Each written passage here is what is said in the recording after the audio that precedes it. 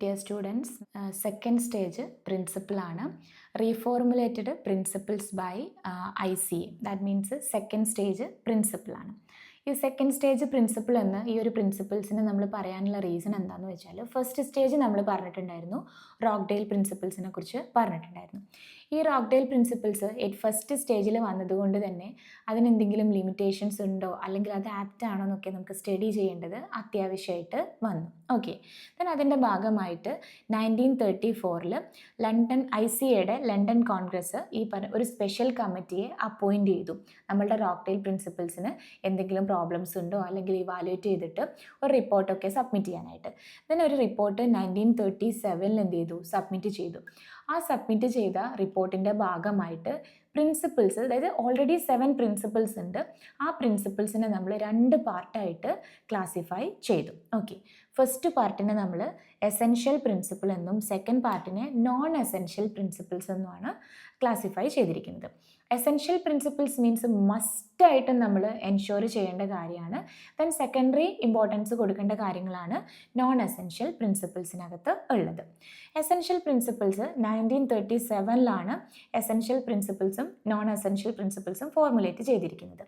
Essential പ്രിൻസിപ്പിൾസിൻ്റെ first പ്രിൻസിപ്പിളാണ് first one, open membership. That means എല്ലാ മെമ്പേഴ്സിനും ഓപ്പണായിട്ട് ഈ ഒരു കോപ്പറേറ്റീവ് സൊസൈറ്റിയിൽ ജോയിൻ ചെയ്യാനായിട്ട് പറ്റും, ഷെയർ എടുത്തുകൊണ്ട് ജോയിൻ ചെയ്യാനായിട്ട് പറ്റും. സെക്കൻഡ് വൺ, ഡെമോക്രാറ്റിക് ആയിട്ടുള്ള കൺട്രോൾ ആയിരിക്കും നമ്മളുടെ കോപ്പറേറ്റീവ് സൊസൈറ്റിയിൽ നടക്കുന്നുണ്ട്. അതായത് വോട്ടൊക്കെ ചെയ്തിട്ടാണ് മെമ്പേഴ്സിനെ ഈ പറഞ്ഞിരിക്കുന്ന അപ്പെക്സ് പൊസിഷനിലേക്കൊക്കെ സെലക്ട് ചെയ്യപ്പെടുന്നത്. Then third one, limited interest on ക്യാപിറ്റലാണ്. ദാറ്റ് മീൻസ് നമുക്ക് കിട്ടുന്ന പ്രോഫിറ്റ് കംപ്ലീറ്റ്ലി ഈ പറഞ്ഞ പേഴ്സൺസിന്, മെമ്പേഴ്സിന് ഡിസ്ട്രിബ്യൂട്ട് ചെയ്ത് കൊടുക്കില്ല. അതിന് നമ്മൾ എന്ത് വെക്കുന്നുണ്ട്, റെസ്ട്രിക്ഷൻസ് വെക്കുന്നുണ്ട്. Okay, next case patronage dividend ആണ്. അതായത് കംപ്ലീറ്റ്ലി ഡിവിഡൻഡ് ഡിസ്ട്രിബ്യൂട്ട് ചെയ്യില്ല. ആ ഡിവിഡൻഡ് ഡിസ്ട്രിബ്യൂട്ട് ചെയ്യുന്നതിനുണ്ട് ഒരു റെസ്ട്രിക്ഷൻ ഉണ്ട്, ലിമിറ്റഡ് ആയിട്ടുള്ള എമൗണ്ടേ കൊടുക്കാൻ പറ്റുള്ളൂ എന്നുള്ള റെസ്ട്രിക്ഷൻസ് ഉണ്ട്. ഇതൊക്കെയാണ് എസെൻഷ്യൽ പ്രിൻസിപ്പിൾസിൻ്റെ പാർട്ടായിട്ട് വരുന്നത്.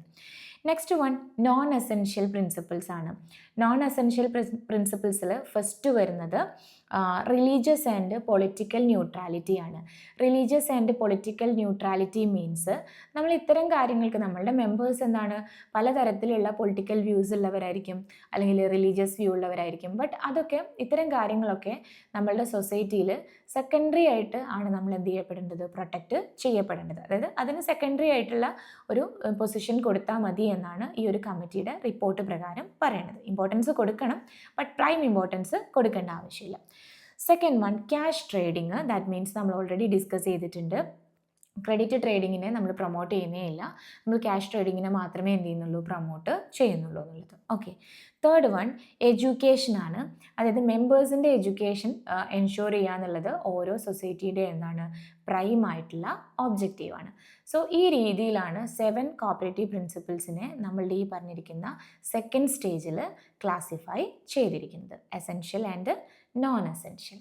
ഓക്കെ, സോ ഇന്ന് നമ്മൾ ഡിസ്കസ് ചെയ്ത ക്ലാസ്സിൻ്റെ ഡീറ്റെയിൽഡ് ആയിട്ടുള്ള നോട്ട്സും അതേപോലെ തന്നെ നിങ്ങൾക്ക് വർക്കൗട്ട് ചെയ്യാനുള്ള ക്വസ്റ്റ്യൻസും നമ്മളുടെ ആപ്പിൽ ഈ വീഡിയോയ്ക്ക് താഴെ അവൈലബിൾ ആണ്.